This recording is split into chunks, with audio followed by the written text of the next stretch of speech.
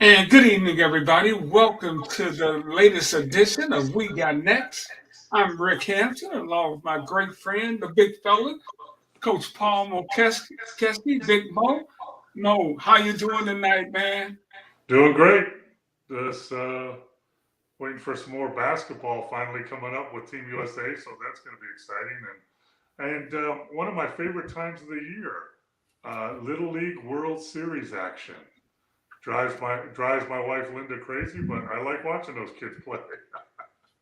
Hey, Mo, this is a special evening.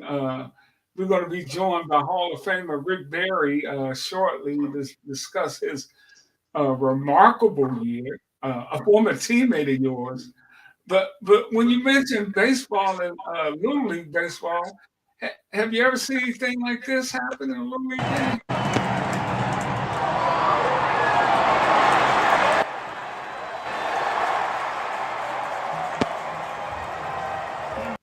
Oh, that's the wrong clip. Yeah, I've seen him hit home runs That's the before. wrong clip. You're talking about the boxing match, right? Yeah, I'm gonna find before the night's over. Uh, I, Tim Anderson and Ramirez for Cleveland kind of got into it, and he didn't like the way Ramirez didn't like the way he tagged him coming into second base. Yeah, I think like we talked, I think there's more to it than that. There's usually some history back there, some bad blood, and no matter what sports, no matter what fight, there usually is, and it kind of bubbles up to the right point, and two guys kind of went at it, and then everybody else. That's one thing about baseball that's different than every other sport, right? I mean, baseball, everybody comes out of the dugout, everybody comes out of the bullpen, and it could be a brawl. In basketball, in football, in hockey, you can't do that. You can't come off the bench and get involved in the fight. But for some reason in baseball, everybody, the more the merrier. Everybody come on in. But usually by the time the guys from the bullpen get there, it's over. But, it's the only, if you think about it, right, it's the only sport that, you can empty the bench. Okay, that's Yeah, okay. everybody comes out. I mean, in basketball, if you step on the court, you get ejected or fined or whatever. In hockey, if you come across the board, you can't do that. And in football, if you come off the bench, it's the same. You can't do that. But in baseball, the more the merrier. Instead of a fight, let's have a brawl. but Mo, and we laugh and joke about it because most of the time when those things do occur, they're harmless. But as a player and a coach, I guess you have two different perspectives. When you were a player, you go to number one, always defend yourself and and look out for your teammate. But as a coach, you don't you're just trying to de-escalate at all costs.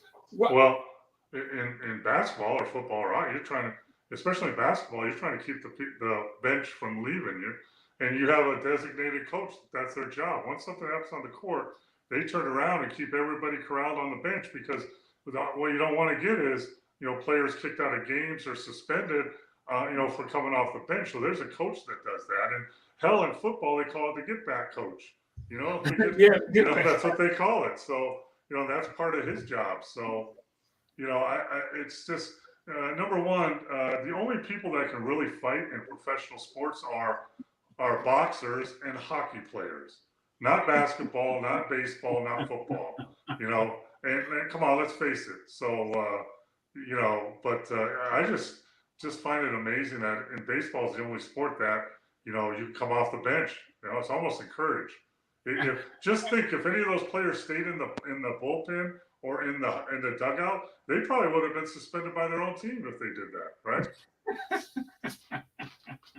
Hey, I just got a note from Rick, and Rick is going to be joining us any minute now. We're Cool. talking about uh, Basketball Hall of Famer, NBA legend Rick Barry, a former teammate of yours, Mo, when you came in the league.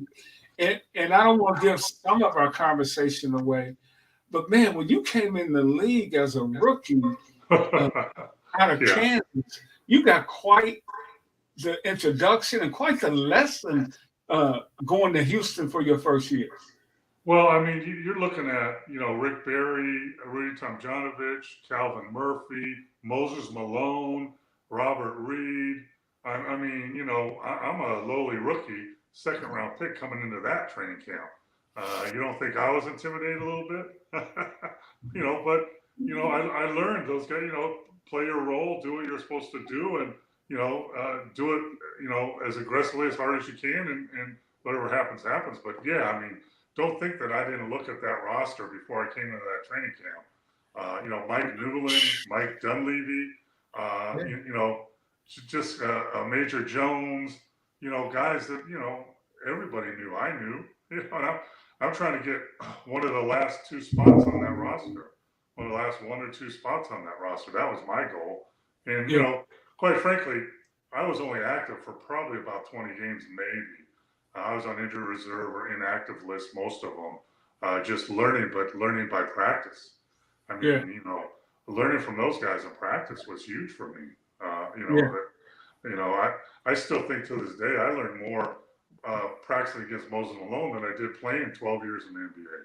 I mean, it was just just a learning experience. And Mo, welcome this young man in. It is an absolute honor to have one of the greatest players in the history of basketball on our show for a return visit, the great Rick Barry. Hey, Hey, I Rick, how you doing, apologize. man? I apologize for being late, but I heard you use the word "the young man," but obviously you got the wrong word there. It's probably the old man. But what's happening, Big Mo? How you doing? I'm doing great, man. I saw you on TV coaching the Big Three this weekend. Still Yeah, looking but good, man. my team. That's the worst game we played all season long. We couldn't put the ball in the ocean. We were 2 for 17 threes, and you're not going to win any games doing that. But I got a great group of guys, and it's been a lot of fun. I'm really happy to be a part of the Big Three. I'm appreciative for Cube to have given me the opportunity, and it's fun to still be around the game that I love so much. I mean, it's been such an integral part of my life ever since I was 5 years old when I started playing. So it's been a long journey, and it's been a great one, and had a lot of fond memories. I'm just tired of freaking losing coaching on this Big Three thing, and we were close to making the playoffs. Now we got to hope to win on Saturday in Detroit, and if we win, we got to hope a couple of teams lose. And we had a really bad game where we didn't get very much help. I don't blame officials for games, but 17 fouls against us and 3 against the opposition, and we still were up 9 to a game of 50. We were up 49-47. It was miraculous that we were even in it, but that game's going to kill us that we wound up losing. So anyway, enough of that. Let's talk about what you want to talk about. Well, I still like Steve Nicks is a good friend of mine. He's coaching with Dr. J on that team, and they started out 2-0, and now they've got lost 4 in a row, and they're searching for. They have Jason Richardson, who I think could probably still play in the NBA today. Yeah, Jason's still in great shape. I just saw them. Obviously I see them every weekend almost, and but they're not going to make the playoffs, so they're trying to be a spoiler or something. And anyway, it is what it is. But it's fun to be around the game, and it's nice to see. They had some really big crowds the last couple of weekends, and Jeff Mullins was there with me, my teammate from the Warriors, because he lives in Charlotte, and he just said, "Man, that's a rough game." I said, "I know, they beat the hell out of one." They do, man. Hey, I tell you what, the only thing worse than that is I watched my son Canyon. He plays for the USA national team. He's played on a bunch of 3x3 things. 3x3 is worse than the freaking Big Three. Really? They don't even call stuff. They kill each other out there. It's That's unbelievable. great. And 3-on-3 is a great game. You can't hide. No, you can't hide. And I if you really know how to play, you can be really good because I watch it. I get a little frustrated watching it because I know the game. Okay, and if I played in 3x3, I would kill people because I would make them look so bad. I'd be back cutting them to death because all you got to do is get a guy to do just a little tiny lead and lean, and you got him back cut. Because there's nobody there to freaking help. And we do that really. Our team has done that really well. But last game we hardly did that at all. We really didn't play our style of basketball. And we just had a bad shooting game, but you know how that goes. Shit, that happens to everybody. I think players get frustrated. Once the players now get frustrated, they start going one-on-one instead of staying with some kind of backdoor action, handoff action, and then they just want to go one-on-one, and that tears everything down. Well, You know, well, but it doesn't if you're Joe Johnson who kills people going wild. yeah. ISO Joe. ISO Joe. ISO Joe was pretty. He was pretty tough on us. We tried a whole lot of things to do. I had the most success when I put my young guy Jalen Johnson, who I really like as a player. I can't believe some NBA team hasn't given him a shot, but he can pass the ball. He actually blocked one of Joe's shots. He made him work hard. He's a nice player, nice young man, and I hope his calf is okay for the game coming up this weekend. I don't know if he strained it or just got really tight on him, but I sent them. I'm with a company called Go Sleeves, GoSleeves.com. If you go to that, folks, and you put RB24 and you get a great code, they make sleeves with kinesio tape built into it. I never play pickleball without wearing my knee sleeves, and they've got sleeves for the calf and the Achilles, and pretty great product. So GoSleeves.com, put RB24 in the code, and you get a nice discount. And we will be sure, Rick, to put that on our website for our viewers out there. And before we go any further to our nationwide audience, I want to kind of introduce Rick to you guys. Hold on just a second, gentlemen.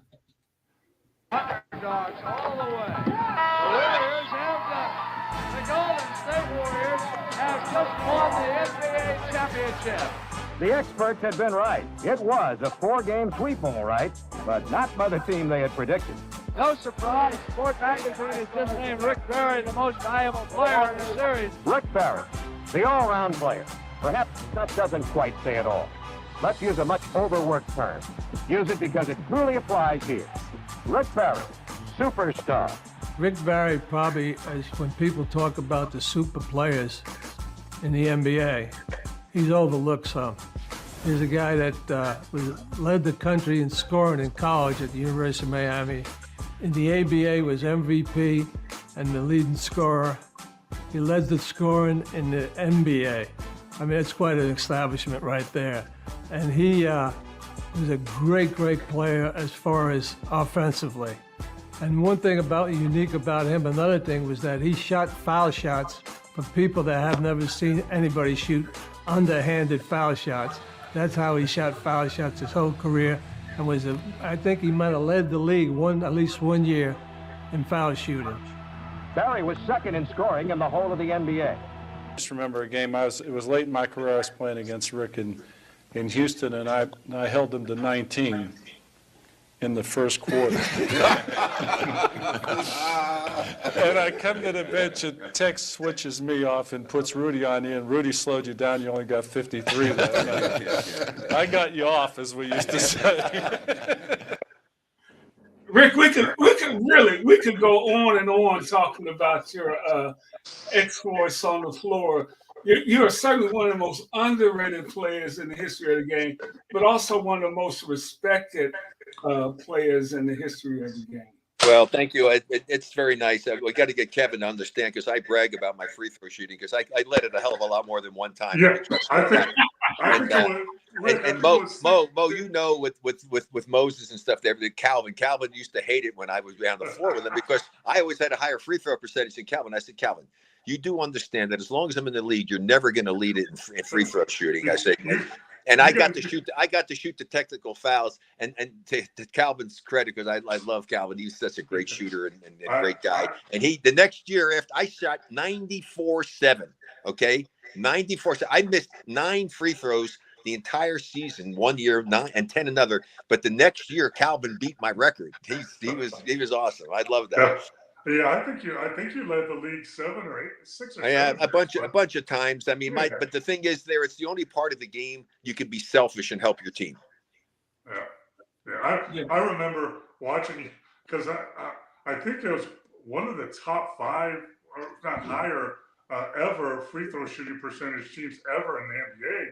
Was that year I was a rookie, and you and Murph and Newland and those guys. I mean, oh yeah. Yeah, no, we were great. Calvin was up at 90.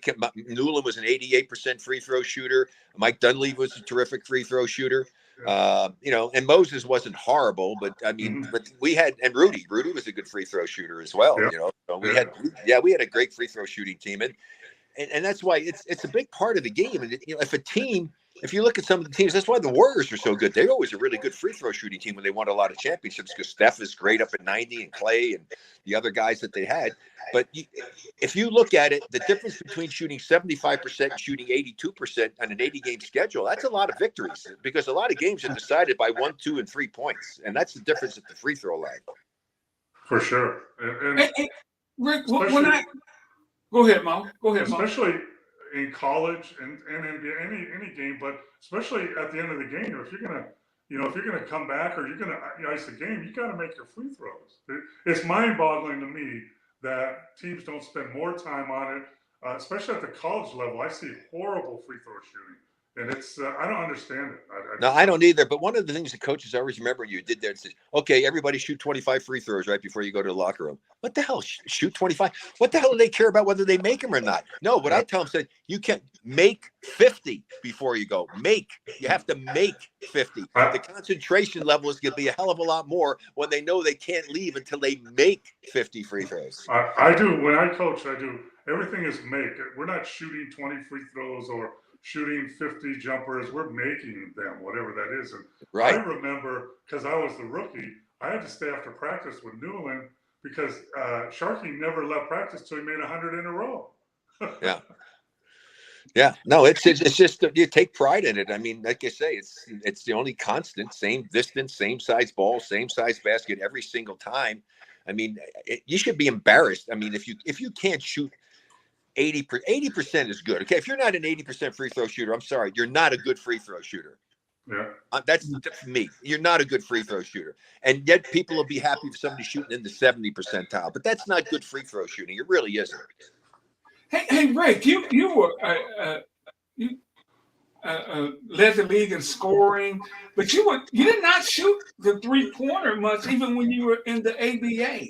Well, I was just getting used to it. I mean, usually if you shot from that far back when I played, the coach would put you on the bench. If you weren't, those are bad shots. Steph Curry takes more bad shots. I mean, but you don't say anything. The guy shot 48% from 28 feet one season. I mean, the guy is insane. It's a whole different world. I got up to 33% as a 3-point shooter, which is it's good because that's equivalent to 50% from twos. Okay, so my thing when I coach, if you couldn't shoot 30% or more, you had no business ever taking a 3-point shot unless the clock was running out. Okay, but I would not be if I was playing today. There's two things that I would have to do because people say, Rick, you guys couldn't play today. I said, listen, you must be on drugs because you have no what you're talking about. I said, if I played today, I would be so much better because when I played, we had nothing to help it.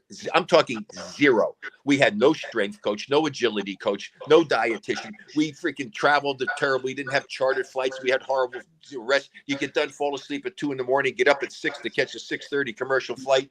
Take your shower, wash your uniform in the shower, hope it dried out for a game the next night. And these guys have no idea what it's like. So if I had all of those things available to me, the sophistication of the training in all sports, that's why you see so many amazing things happening.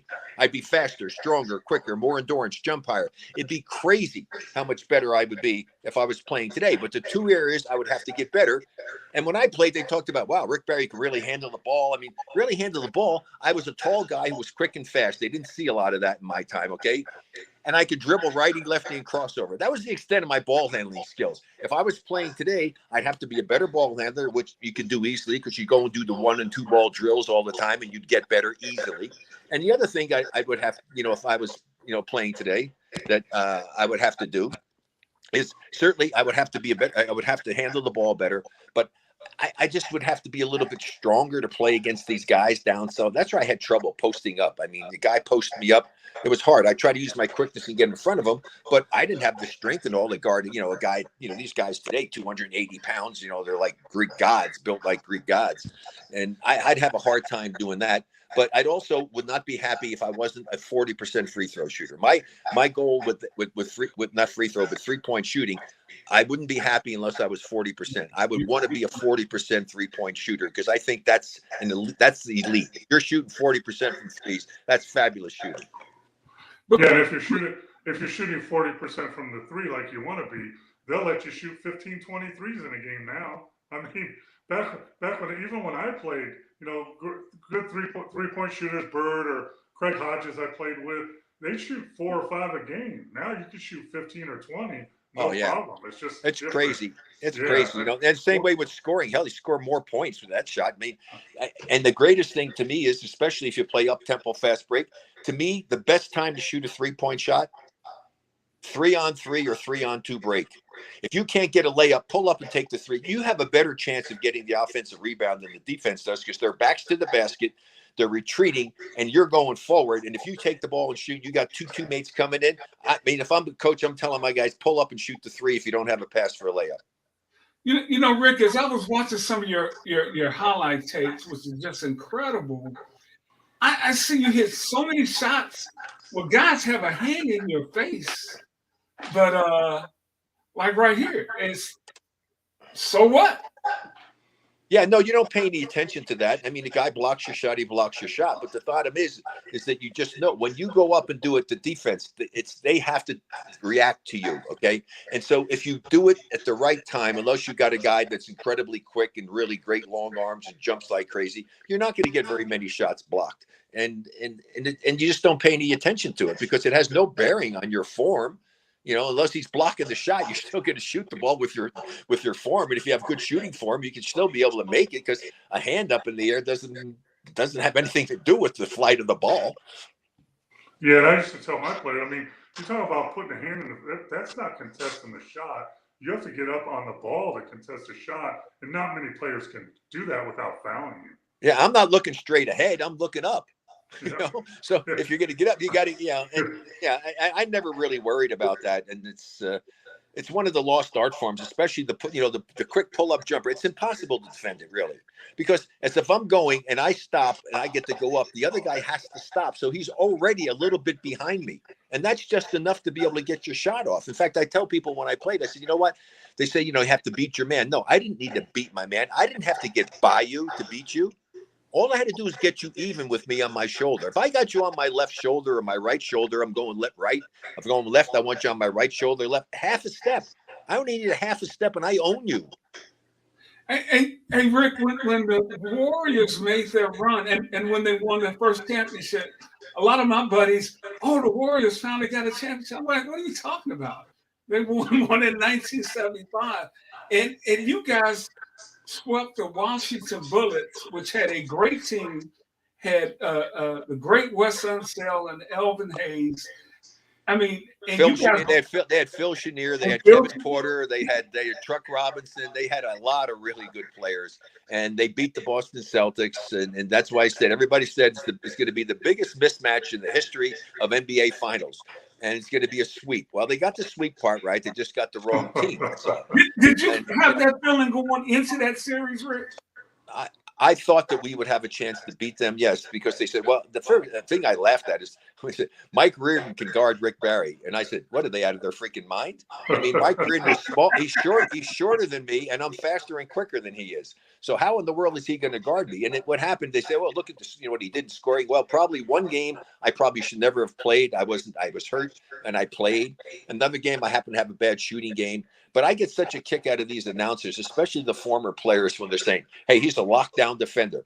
Paul, Rick, I never in my life met a lockdown defender. Nobody ever locked me down. You can't lock down a scorer. You can lock down a shooter, but you can never lock down a scorer. I have too many ways to beat you.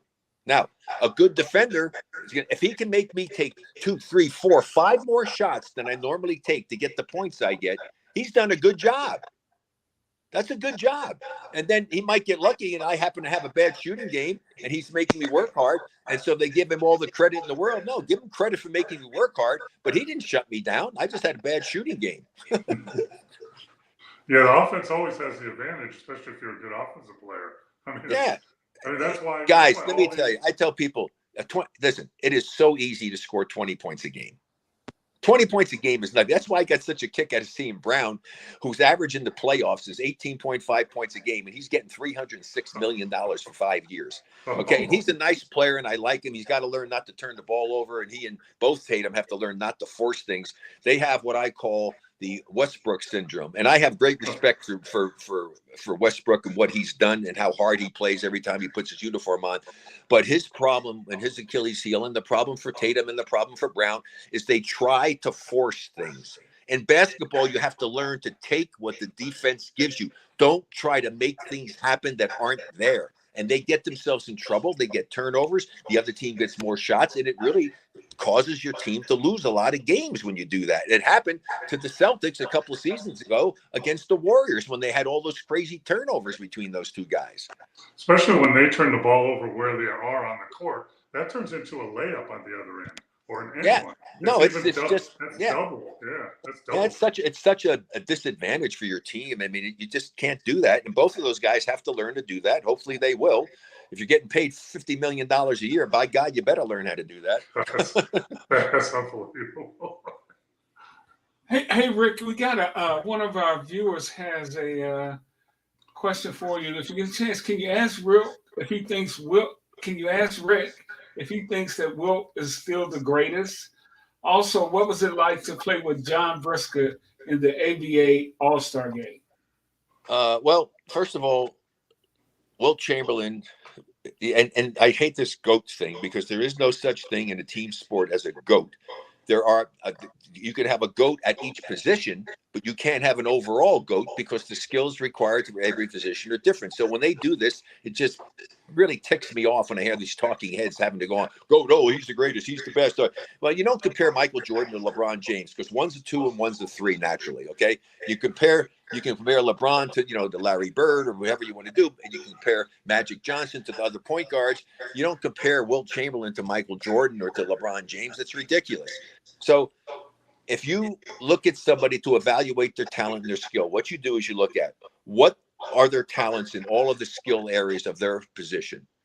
And nobody comes close to Wilt Chamberlain. I mean, and stop choosing guys from this era back in their time. It's a different game. Keep it within the same era.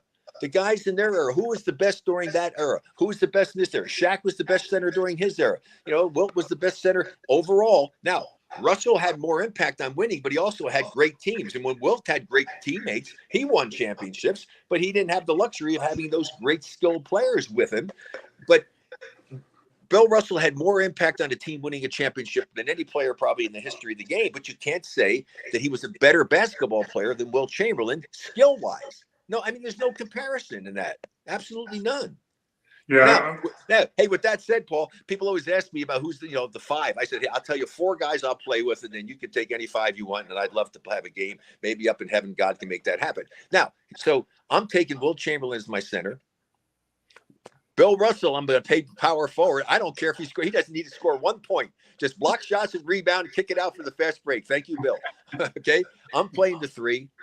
Got to go with Michael Jordan as the 2. And the hardest thing is that who do I take as my point guard? Because there's so many great ones I love to play with great point guards. And I got to play with a bunch of them in my career, fortunately. But I can tell you, if you're going to have it with the 3-point shot, there is no way I'm not taking Steph Curry. Yeah. Now, no 3-point shot, I'm taking Magic Johnson. Yeah. I mean, different eras. Yeah. I mean, different eras. I've had the same battle for years, and I'm like, if the GOAT, there is no GOAT, but if there was a GOAT, it's the best individual player. And that's by far Wilt Chamberlain. Just look at the record books. Because but you still can't say he's better than Michael Jordan because Michael Jordan did things that Wilt didn't do with different skill levels. So that's why Michael would be my 2. Wilt is going to be my 5 because, I mean, come on. Wilt Chamberlain average, folks, if you don't have any idea, trust me on this. They say records are made to be broken. 2 records he has will never, ever be broken. It's probably more than that because rebounding records will never be broken either. But 100 points in one game never will happen. Never. And nobody's ever going to score 50 points average for an entire NBA season. Now, that's just freaking insane. That's so insane. It's beyond comprehension. The man averaged 22.5 rebounds a game for his freaking career. Think about those numbers. It's crazy. Hey, I got the greatest, Paul. And now all of a sudden, Kendrick Perkins, who was just, an average player. He wasn't anything special, right? Okay, good, nice guy, good personality. He comes out with a freaking team at the top. Comes out with the top 5 centers. He doesn't have Wilt Chamberlain. Are you out of your mind? Yeah, I mean, I'm right there, and I tell people always throw 11 championships for Russell, 2 for Wilt, 1 block. I said, listen. If you're on a team, you're a team. you could be a really good player and win a lot of championships, and you could be a great player on a bad team and never win. Never win. Yeah. Paul, you're making my case. This is exactly what I tell people. Why do these guys who all of a sudden start rating players and how good they are, give them extra points for championships? It's not one guy that wins the championship. He's lucky enough to be on a good team. There's so many other players who are great players who didn't win it because they didn't have teammates good enough to give them a championship. So this guy gets more credit for championships. I mean, what the hell is that? Hey, Rick, I have a question for you because you played against Wilt in real games. After I got back home from Kansas, I lived in California with my parents, and I would go to Pepperdine and play pickup games.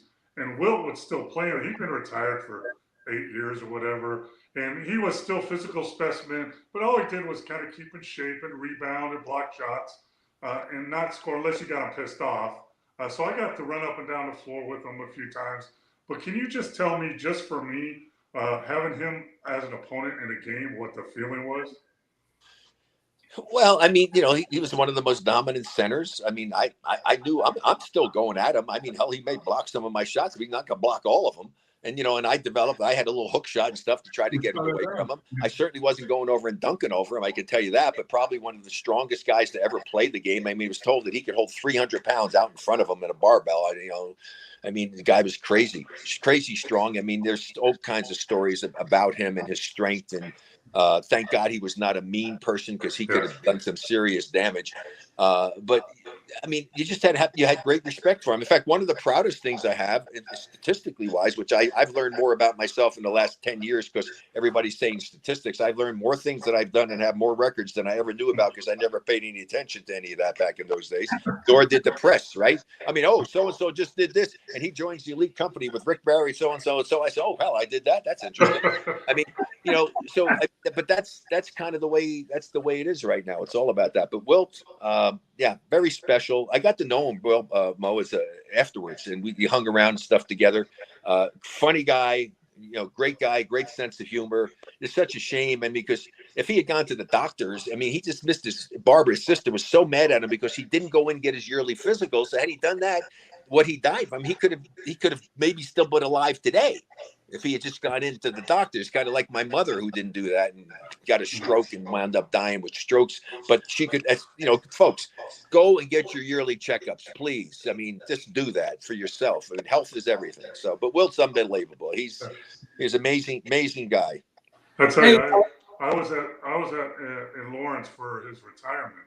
They retired his jersey, and he hadn't been back since he blamed himself for losing in the Final Four, whatever that was. And I had my kids with me behind the bench, and he walked in. I don't know how old he was, 60 or whatever. He had his damn leather jacket on, and it fit. I'm like, holy cow. No, Wilt always kept himself in really, good physical shape. Nate Thurman, another great player too, was always kept himself trim and in shape. And I mean, that's just a personal thing to do it. I mean, I've done that. I actually weigh less than I weighed in my last year playing. Hey Rick, Ray checks in. He says, how was it going against John Havlicek? And you don't hear much about him nowadays, but he was obviously a great player. Well, first, let me finish because I'm still not. I still, I'm not senile. Don't have, thank God, Alzheimer's. I'll answer the second part of the first question because there was two questions in one. About Wilt and John Brisker. John Brisker was one of the toughest guys. I never, ever, ever took my eyes off of John Brisker because he was kind of crazy. I mean, he got in a fight one time outside of Three Rivers Stadium in Pittsburgh, and it took about 5 policemen to subdue him. He actually wound up going overseas and became a mercenary and got killed overseas. He was a really very physical, tough guy and a hell of a player. Okay, so now John Havlicek. John Havlicek, hell of a player. 6th man. He got that award so many times playing on those great Celtic teams. Perfect team for him to play on. The consummate player, could score. Just a great player. I mean, and a good guy. I got to know John also later on in life. In fact, I got to be friendly with a lot of Boston Celtics later. And, Sam Jones, who I absolutely loved, was awesome. And now I've gotten friends. I've had Kevin McHale come do a couple things we did together. He's a great guy. Robert Parrish was a teammate of mine before. I've seen Bird a bunch. I haven't really hung out with Bird much, but the Celtic guys were good quality people, and John certainly was one of those good all-around basketball players. the thing I had about John is that I was taller than John and I was faster and quicker than him. He was a hell of an athlete, but I was a little quicker and faster than he was. Rick, do you still enjoy watching today's game? And are there things about it you like and things you don't like? Yeah, well, for sure. I mean, things I like and don't like. I mean, I like following when I watch like the Warriors. I love playing because they played the game the right way. Unselfish, pass, move, cut. Not all one-on-one stuff. I mean, that's the way the game. It's more fun to play the game that way. For me, it's more fun to watch the game being played that way. Because it's fun basketball. It's really great to see that happen. And teams are starting to copy, like, because the NBA is a copycat league. They always try to copy what somebody's doing. If it's working, they tried it with the little small point guards, the Muggsy Bogues, and, and the guys who are out there trying to play in Spud Webbs and whatever. And then finally realize you'll never win a championship that way. And so that stopped. And then, they copy things, like Bill Sharman was the one that started the shoot around stuff in the morning for teams. And we won a championship doing it. So everybody started copying that. I think that's the most ridiculous thing in the world is a morning shoot around for basketball. Okay. First of all, I have to play, and I'm going to play 40 or more minutes that night and expend a lot of energy. Why in the hell at 9 or 10 o'clock in the morning do I want to expend 1 ounce of energy? I don't want to use any of my energy until I play in that game. And yet they make it into a full-scale workout. You get sweaty. You do everything else.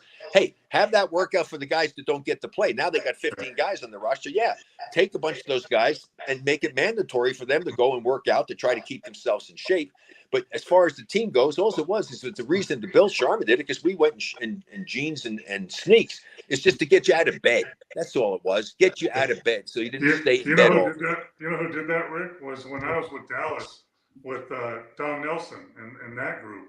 He would do it that way. Dirk and Steve and those guys didn't go to shoot-arounds. Me and Rolando Blackman would take the guys that don't play, and we would go there. And those guys would rest. It makes more sense.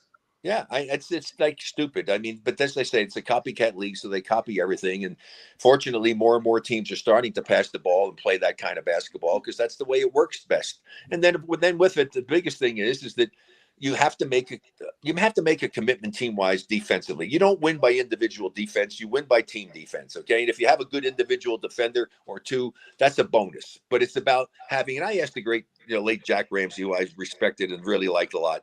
I had him on my radio show years ago, and I said, Jack, I'm going to give you 12 guys. I give you 12 great individual defenders or 12 great team defenders. Which ones do you want?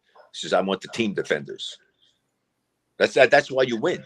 You win because you do it as a team. The other team never gets easy baskets because we have great individual defenders. I'm going to beat a great individual defender. And if the team's not there, I get dunks all day long. You get too many easy baskets.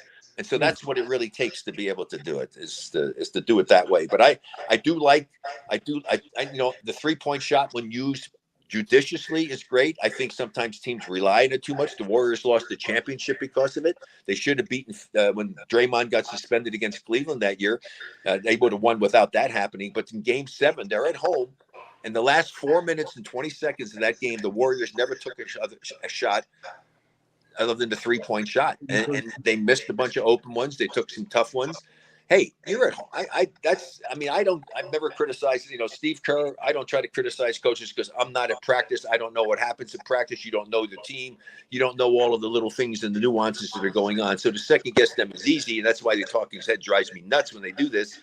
I'm not going to do that. But the one thing that I think that Steve made a mistake in that cost them is that with the game tied and 5 minutes to go at home in Game 7 and the game being that close, I would have called timeout and said, Steph, Clay, I want you guys, we're going to go to the basket. We want to put some points on the board. If something happens and the 3 happens to be there, but let's attack the basket. Let's get some points on the board and make these guys play from behind.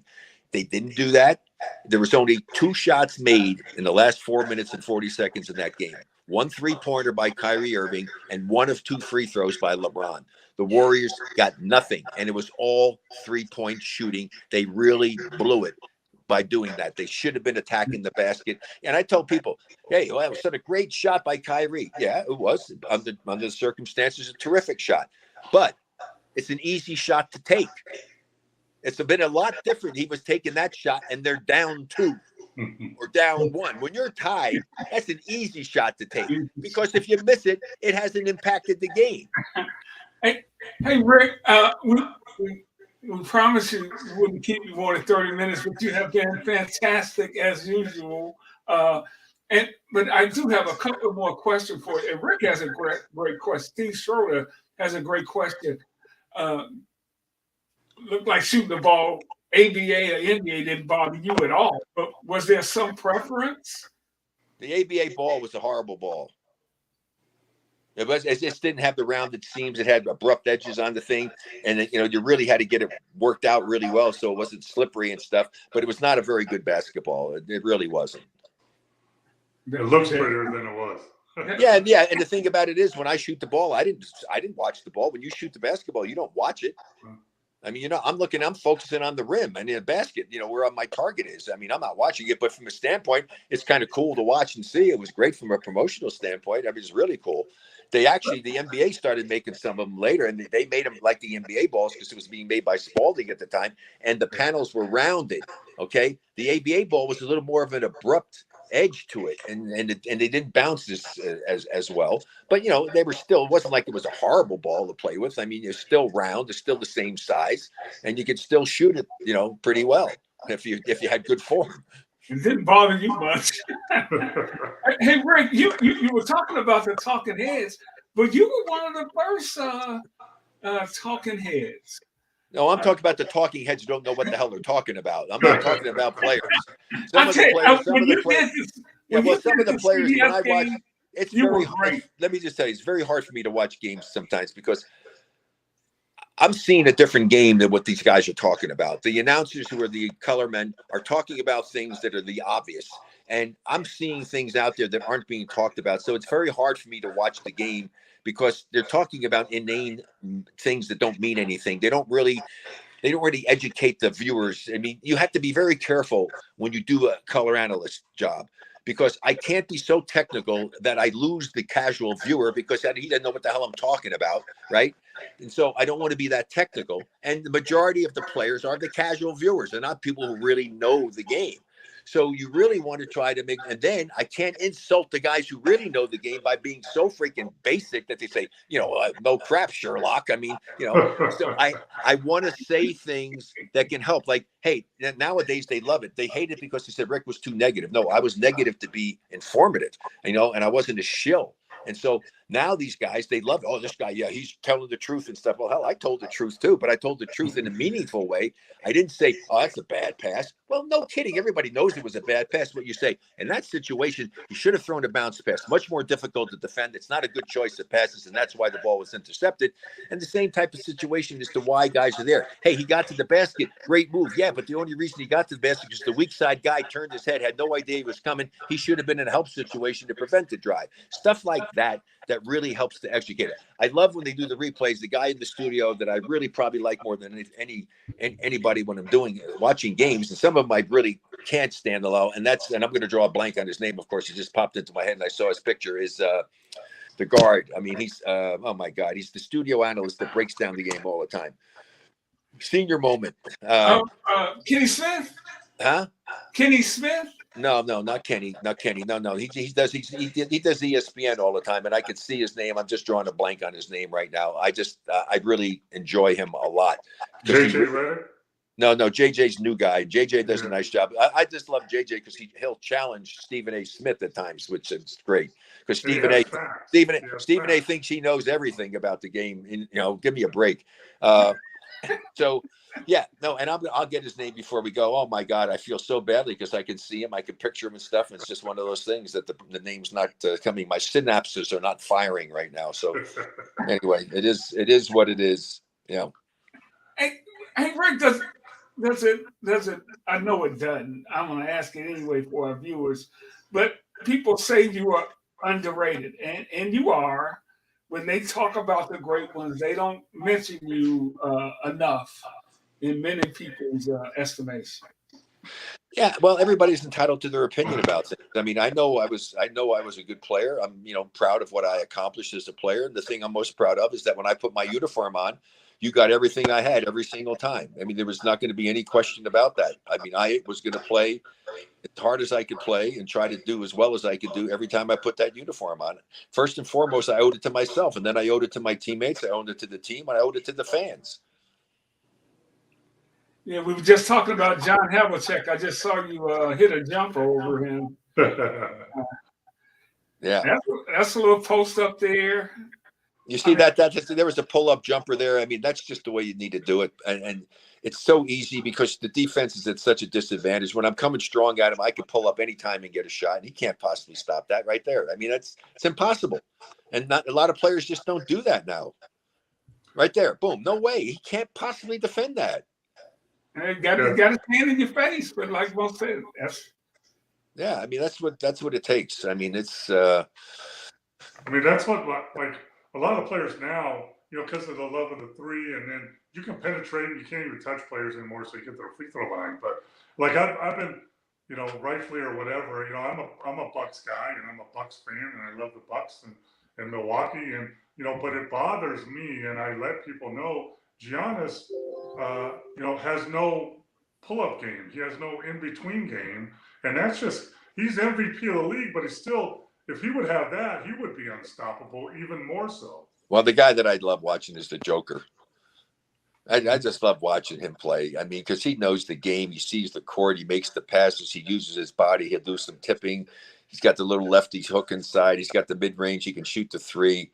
Just really has a great feel for the game. I really enjoy watching him play. I love watching great players. I love Steph Curry. It's another one I just love watching because he knows how to play. He's an amazing shooter. I mean, there's a lot of just great individual players in the league. I mean, they're so talented and so gifted. But the guys that get my respect are the guys that show up every night. Hey, Mo, this is for you, and we talked about it a little bit before Rick came on. You played 12 years in the NBA.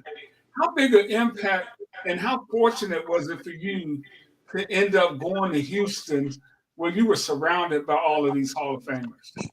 Well, I mean, I grew up lower middle class in California, and I played at Kansas, but I didn't know anything. I had no money.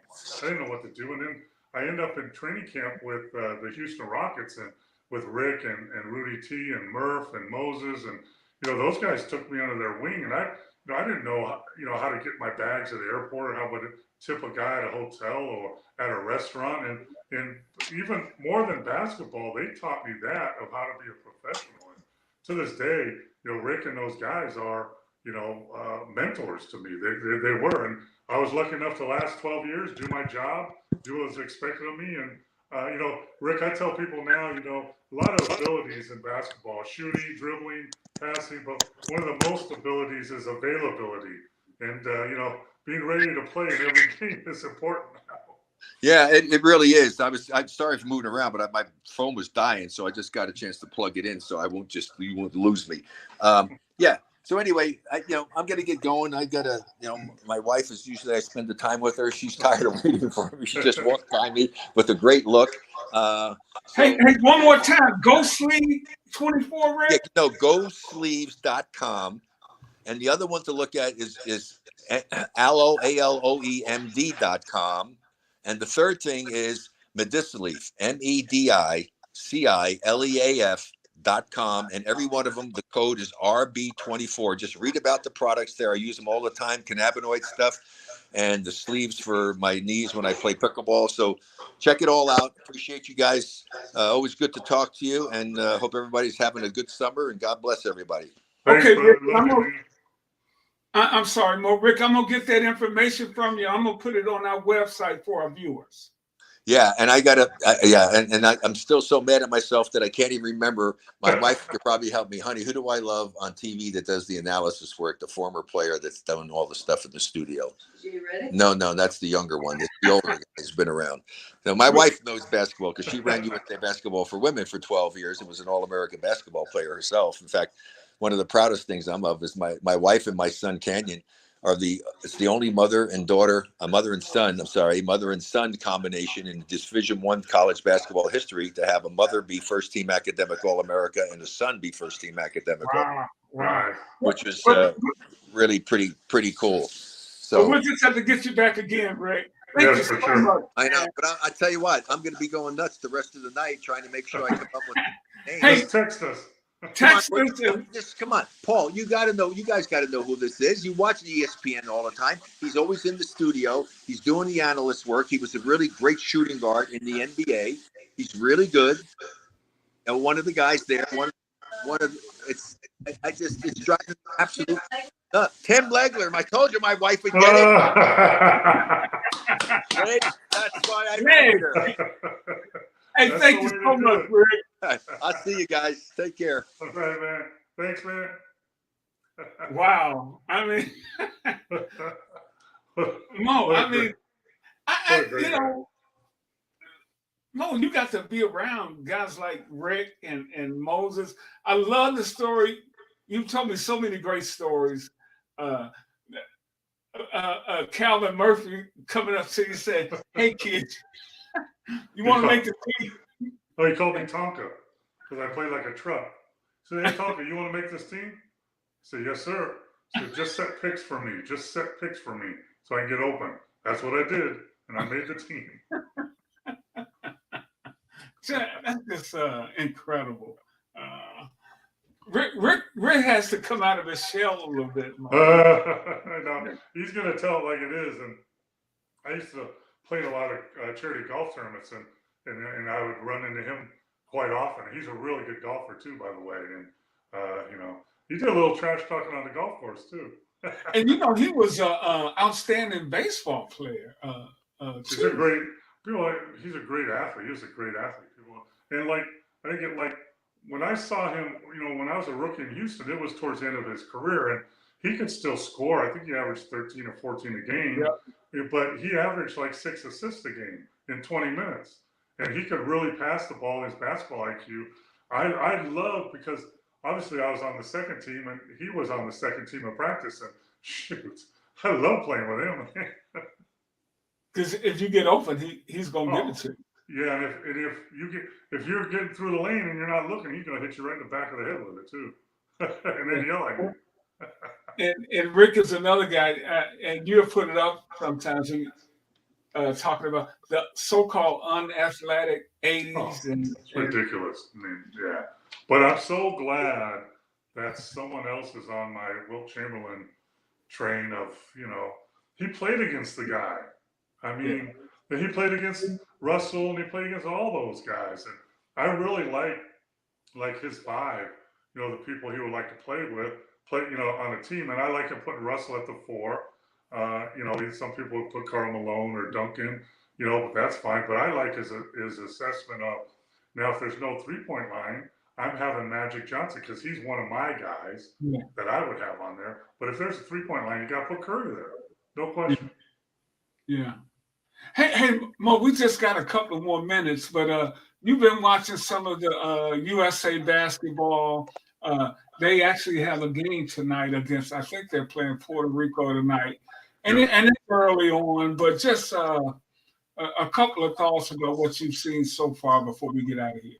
Well, I went to practice, talked to Steve Kerr, and my son Michael and I were hanging around practice and watch. And they scrimmaged the select team, which your guy, Cade Cunningham, was on, who killed it, by the way. Really, really, I like him. Now I'm a fan. I'm watching him next year. But the one thing about the U.S. team is it's not like it used to be. It's their second team. It's the team of the younger players that are coming up. They're going to have to take over for the LeBrons and those guys. And, Jalen Brunson, Anthony Edwards, Malik Bridges, Brandon Ingram, Jaren Jackson Jr., Bobby Portis is one of the veterans on there. Tyrese Halliburton, Austin Reeves, the kid from L.A., Josh Hart, Apollo Pacaro, the Rookie of the Year, Cam Johnson. But when you look at them, they're all, 20, 22, 25, 28 is the most. When they play in the World Cup, which they're getting ready to play in, they're going to be playing against men and top level competition that they're not. I don't think they're ready for it yet. Hopefully they'll grow into it. They have a great coaching staff: Steve Kerr, Ty Lue, Spoelstra, and then Mark Few is the college edition of that. So going into this competition, they have a couple friendly games like against Puerto Rico, and they'll be fine. And actually, when you talk about what their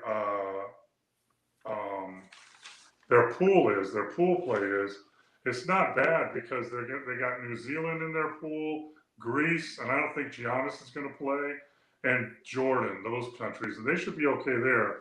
But then when they get to the next level, the medal rounds, and you got to play against Spain or France or some of these other teams, they're going to run into a buzzsaw. And with the rules, the FIBA rules, sometimes it could get more physical. The refs don't give you breaks. It's 8 minutes less of playing time a game. They go by 10-minute quarters, not 12. It's going to be adjustment, and they're going to have to adjust really quickly. And the one team that when they get to the Worlds and in the medal rounds that I would look for is Team Canada.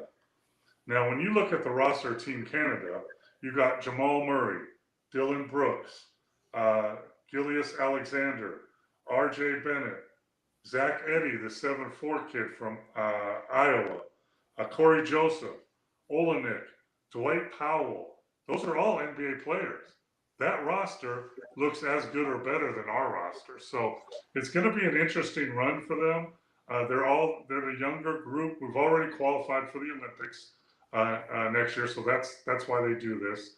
But they're going to have to learn on the fly, or we've only won in the last 12 years of the World Games. We've only won twice, I think.